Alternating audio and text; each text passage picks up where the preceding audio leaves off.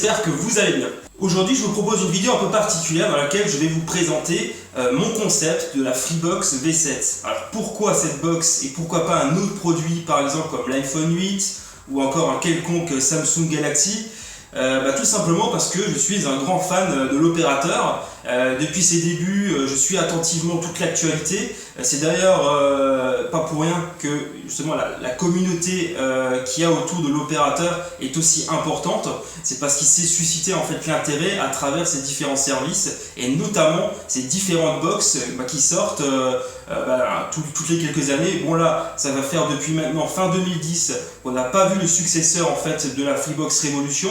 Bon, certes, l'année dernière, l'opérateur a en fait proposé la Freebox Mini 4K, qui est pour moi en fait une excellente offre entrée de gamme, castrée de pas mal de fonctionnalités par rapport à la Freebox Révolution, mais qui n'en reste pas moins un objet très intéressant. Je l'ai d'ailleurs proposé en test lors de la dernière mise à jour vers Android 5.1. Je vous propose d'ailleurs de voir la vidéo si ça vous intéresse. Alors n'attendez pas de moi que je vous présente une quelconque modélisation en 3D du design éventuel de cette Freebox V7. Je vais laisser en fait ce travail à Philippe Starck qui lui le fera très bien.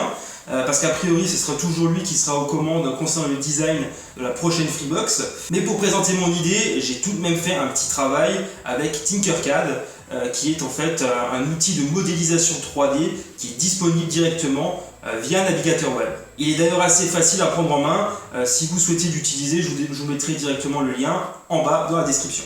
Alors pour conceptualiser en fait cette Freebox V7, je me suis appuyé notamment sur mes propres idées, mais également sur des idées d'autres internautes, notamment par le biais d'un sondage qui a été publié sur Freebox V7, donc un blog qui est dédié effectivement à la box. Parmi en fait les réponses qui ont été apportées lors de ce sondage, il y en a plusieurs qui m'ont interpellé. Donc les personnes sondées sont à la recherche en fait de fonctionnalités qui seraient a priori liées à la 4G. Donc un petit peu comme la box 4G de Bouygues Telecom, dont j'ai également proposé un test il n'y a pas si longtemps. Il y a également pas mal d'attentes autour de tout ce qui est domotique, donc c'est quelque chose a priori qui tient à cœur aux Freenotes. Et me concernant en fait, ce qui serait cool avec la Freebox V7, c'est que justement au niveau du NAS, on aille un petit peu plus loin que ce que permet actuellement la Freebox Révolution. Pour ma part, la Freebox en fait sera toujours en deux parties. Une partie player, une partie NAS avec le serveur. Donc concernant le player pour le multimédia, actuellement il y a deux visions qui s'affrontent en fait chez Free. La vision Android TV avec la Mini 4K et la vision justement propre à Free avec la Révolution. Me concernant, j'aurais plutôt une préférence pour la version Android TV, tout simplement parce que c'est pour ma part peut-être l'expérience la plus aboutie pour pouvoir justement bénéficier de tous ces services directement via l'Android TV. Donc que ce soit le Chromecast par exemple, c'est-à-dire que vous pouvez accéder avec votre smartphone à du contenu via le cloud, ou alors tout simplement les applications qui sont disponibles via le store, qui sont beaucoup plus nombreuses que sur la Révolution. Ma préférence en tout cas à moi reviendrait plutôt à Android TV plutôt qu'à la vision de Free avec la Révolution. Je vais à présent en fait vous détailler ma vision de la 4G et de la Freebox V7. Donc comme je l'ai dit tout à l'heure, ce serait cool que la Freebox V7 puisse agréger à la fois l'ADSL ou le VDSL avec la 4G pour en fait augmenter les débits. Le problème avec la 4G, c'est que on a beau avoir un beau réseau en fait à l'extérieur de la maison, il se peut que les murs freinent énormément le signal et donc dégradent fortement en fait le débit qu'on espérait en fait avoir avec la 4G.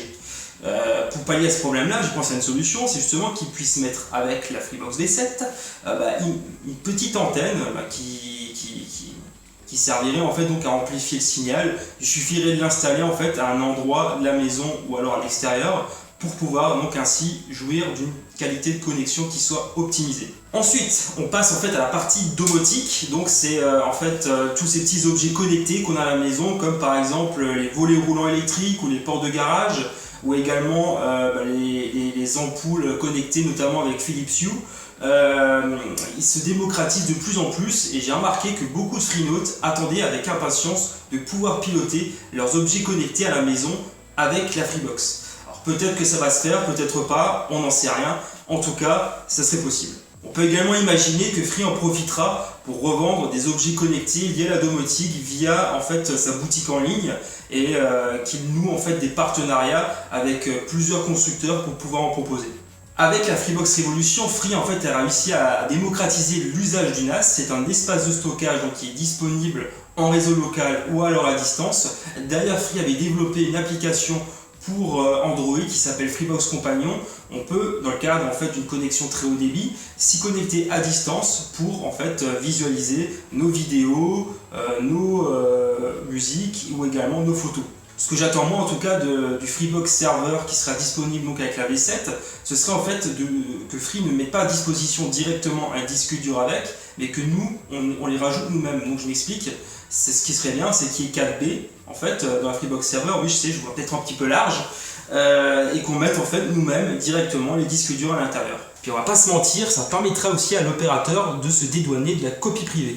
Là maintenant je vais vous parler en fait du tarif de la Freebox V7 ainsi que sa disponibilité. Donc je vais d'abord commencer par le prix. Donc beaucoup s'attendent en fait à revoir le prix à l'époque qui avait fait connaître la marque Free, le prix donc, était de 30 € par mois. Moi personnellement je m'y attends, mais alors pas du tout. Déjà parce que Xavier Niel l'avait annoncé lui-même que la prochaine V7 serait disruptive.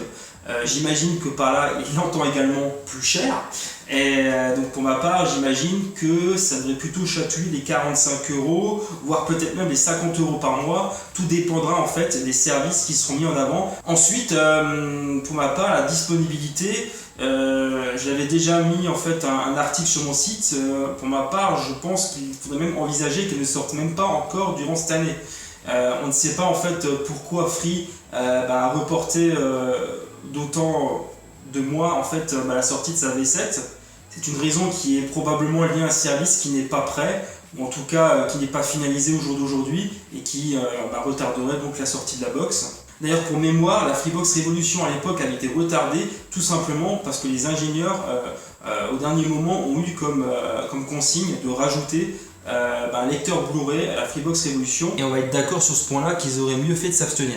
Je vais en fait vous parler là maintenant en fait de la fiche technique de la Freebox V7. Je vais d'abord commencer en fait par le NAS. Ce que j'aimerais en tout cas pour ma part y voir, c'est un SoC ARM qui serait cadencé aux alentours de 2 GHz, quad-core ou octo-core, pourquoi pas, couplé à 4 Go de RAM. Pour la partie player, donc je rappelle que c'est une box qui est haut de gamme, voire très haut de gamme, donc super cher aussi probablement.